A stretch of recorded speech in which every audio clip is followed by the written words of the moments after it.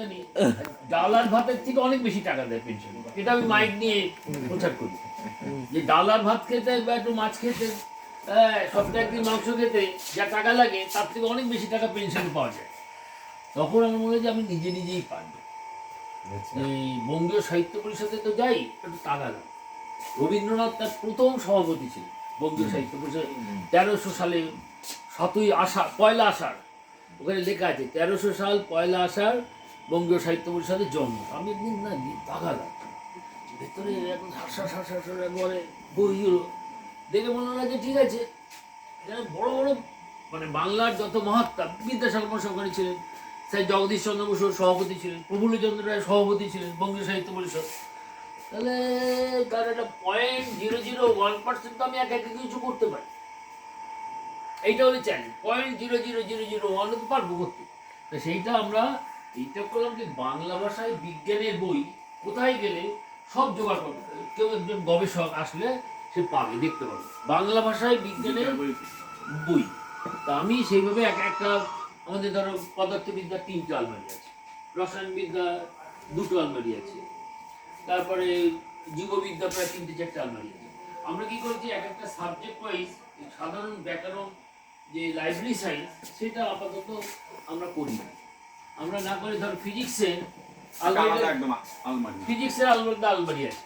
এবার ধর কেউ এসে বললে হিটের একটা বই, লাইটের একটা বই, কি সাউন্ড ম্যাগনেটিজম একটা বই, ওইটা আমরা প্রত্যেকটা আলমারিতে আমার খাতা আছে।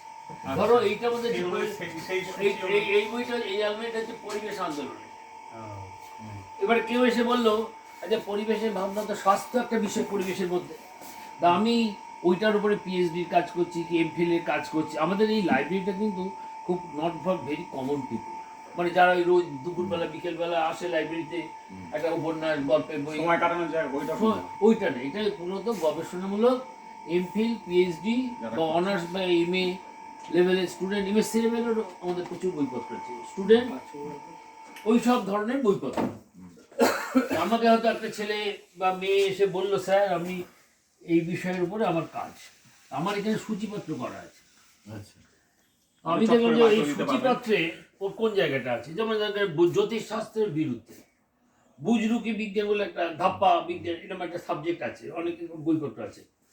নাস্তিকতা কুসংস্কার বনা বিজ্ঞান, পরমাণু বিদ্যুৎ বিরোধী আন্দোলন, যে পরমাণু বিদ্যুৎ যেখানেই তৈরি হয় সেখানে পরমাণু বোমারও গোপনে কলকাঠি হয়, এইসব নিয়ে অনেক আন্দোলন আছে, তার বই।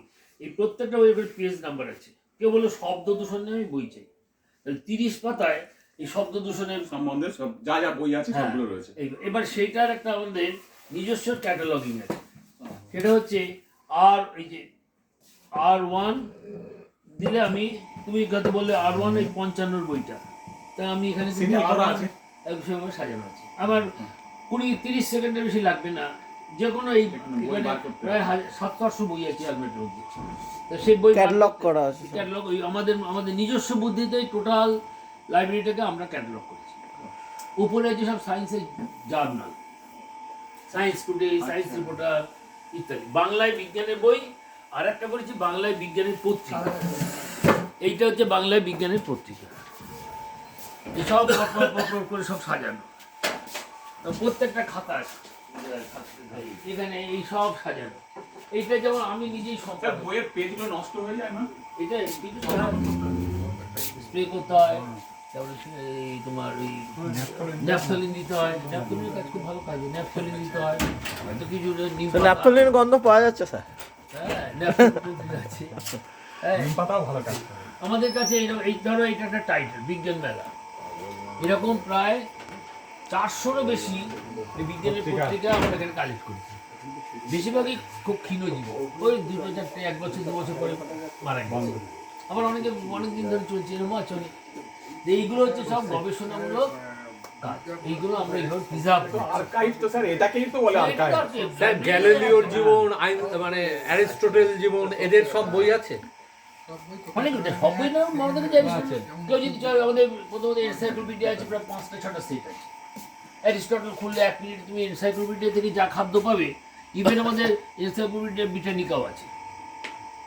তো এইভাবে আমরা লাইব্রেরিটাকে তৈরি করছি। উদ্ভিদবিদ্যা, বিদ্যা, এটা মূলত বিজ্ঞানের ঘর। এই বিজ্ঞানী ঘরে স্যার আপনার কিরকম ছেলে পেলে আসে মানে এটা হইতে বলে দিনে একজন দুজন এরকম আচ্ছা। গবেষণা ওই গবেষণামূলক কাজ করে। আচ্ছা আচ্ছা কল্যাণ ইউনিভার্সিটি অনেক ছেলেমেয়ে আসে, ক্যালকাটাও আসে, রবীন্দ্রভারতী আসে।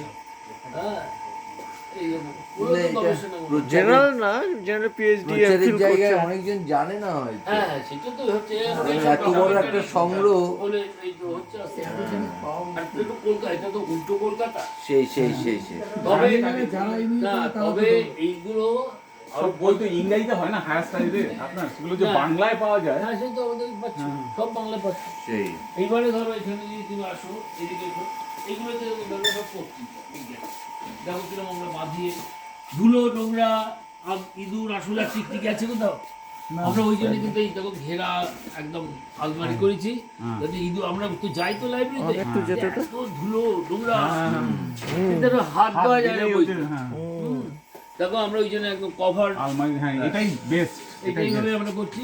হ্যাঁ। এইগুলো যেমন স্বাস্থ্য আলমারি শুধু স্বাস্থ্য বিষয়ক যা শুধু স্বাস্থ্য এবং যদি আমরা স্বাস্থ্যের সব আলমারি সব বই জোগাড় করতে পারি, তাহলে আমার এরকম আরো 10টা আলমারি চাই, এত আছে।